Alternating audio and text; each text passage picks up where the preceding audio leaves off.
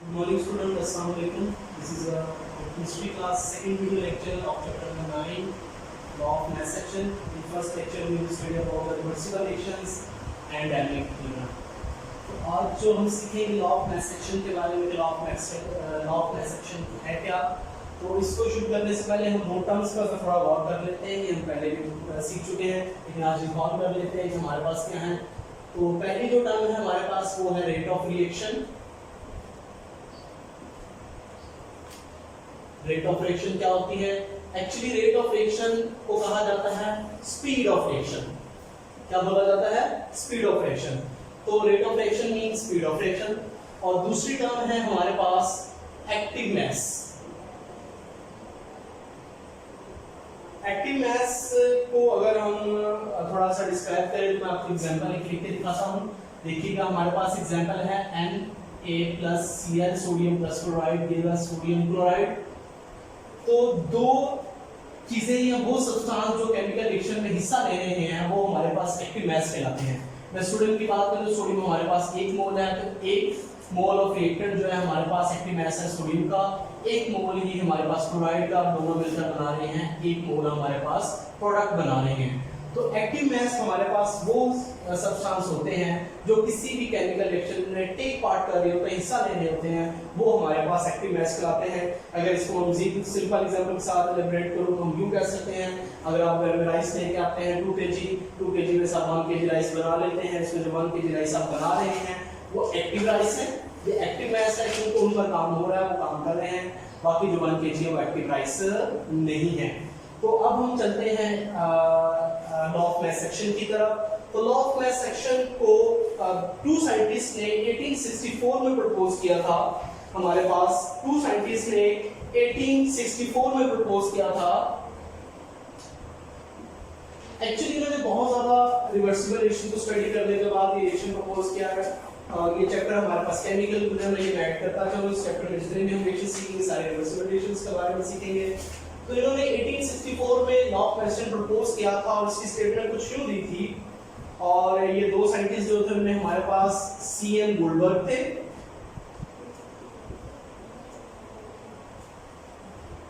और दूसरा था हमारे पास पीटर वॉग।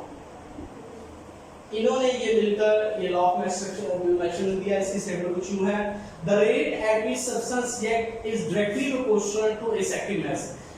बुक में इसकी पूरी डेफिनेशन लिखी है, लेकिन यहाँ पर हमने इसको 2 पार्ट में स्प्लिट किया। यहाँ तक हमने इसका एक हिस्सा बनाया। पहला वाला जो हिस्सा है वो इंडिविजुअल पर बेस करता है, सेकंड पार्ट जो है वो होल पर बेस करता है। तो दोनों को अलग-अलग आपको एलैबोरेट करूंगा। द रेट ऑफ रिएक्शन, ऐसा रेट ऑफ रिएक्शन है substance react is directly proportional to its active mass, जिसमें जो सब्सटेंस होते हैं उनका जो रेट ऑफ रिएक्शन होता है वो डायरेक्टली प्रोपोर्शनल होता है उसके एक्टिव मासेस पर। किस पर होता है? एक्टिव मासेस के ऊपर। इसी को हम एग्जांपल के जरिए समझ लेते हैं। यहां पर हमारे पास है hydrogen plus iodine. Reversible reactions के जरिए 2 मोल ऑफ हाइड्रोजन आयोडाइड बनाते हैं। अब यहां पर हमारे पास जो हाइड्रोजन है, अगर हाइड्रोजन की बात करूं तो ये हमारे पास एक्टिव मास है, 1 मोल ऑफ हाइड्रोजन है। हाइड्रोजन की आयोडीन की बात करूं तो 1 मोल ऑफ हमारे पास आयोडीन है, इसका भी जो हमारे पास है 1 मोल है।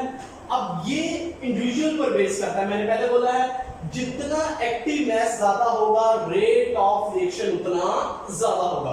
क्या लिखा हुआ है? Direct is directly proportional to the active mass. जितना एक्टिव मास कम होगा रेट ऑफ रिएक्शन उतना कम होगा।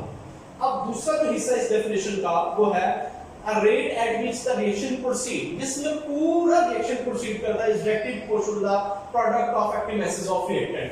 अगर हम इसको अगर हम होल रिएक्शंस की बात करते हैं, होल रिएक्शन स्पीड की बात करते हैं, तो हम होल के लिए हमारे पास जो होता है वो whole amount of reactants use किए जाते हैं। तो हम कह सकते हैं टोटल एक्टिव मास। क्या बोलते हैं? Total active mass. जितना टोटल एक्टिव मास होगा रेट ऑफ रिएक्शन की स्पीड उतनी ही ज्यादा होगी। ये भी डायरेक्टली प्रोपोर्शनल होता है। और जितना टोटल एक्टिव मास कम होगा रेट ऑफ रिएक्शन की स्पीड उतनी कम होगी। अब ये तो होगी हमारे पास डेफिनेशन की डेफिनेशन, ये मैंने आपको बता दिया है। तो दोनों का अलग-अलग मतलब क्या होता है, दोनों कैसे करते हैं।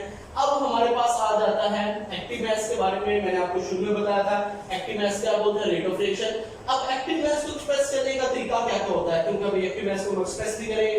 एक्टिव मास को एक्सप्रेस करने के लिए ये मोलर कंसंट्रेशन के स्क्वायर ब्रैकेट्स का इस्तेमाल करते हैं और इसका जो यूनिट होता है वो हमारे पास होता है मोल पर डीएम क्यूब। अगर आप स्लैश लगा लेते हैं दरमियान में तो फिर माइनस नहीं साथ लगाते, और अगर स्लैश नहीं लगाते फिर माइनस क्यूब लगाते हैं। ये है जिसको एक्सप्रेस करने का तरीका और साथ ही हमारे पास इसका यूनिट। अब हम एक देखते हैं जनरल रिएक्शन और उसके लिए हम इस डेरिवेशन लिखेंगे लॉ ऑफ मास सेक्शन के लिए।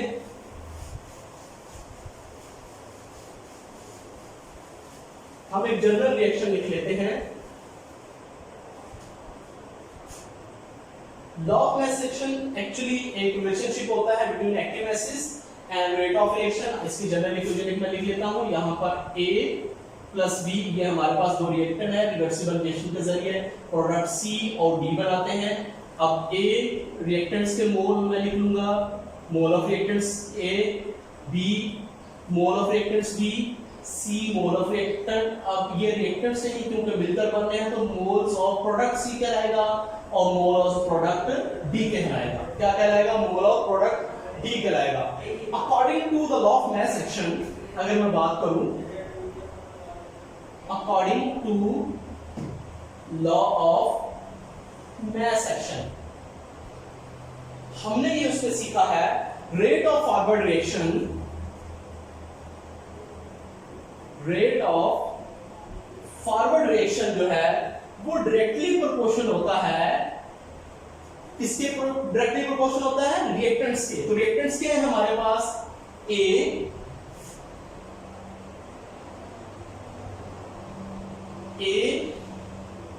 मोल of product reactant A, B mole of reactant B। अब हम इसको लिख लेते हैं rate of forward reaction equal to, अब क्योंकि फॉरवर्ड के लिए हम लिख रहे हैं तो कोई कांस्टेंट लिख के लगाएंगे, साथ में फॉरवर्ड की एफ लिखेंगे। हम लिख लेंगे मोल ऑफ रिएक्टेंट A और मोल ऑफ रिएक्टेंट B।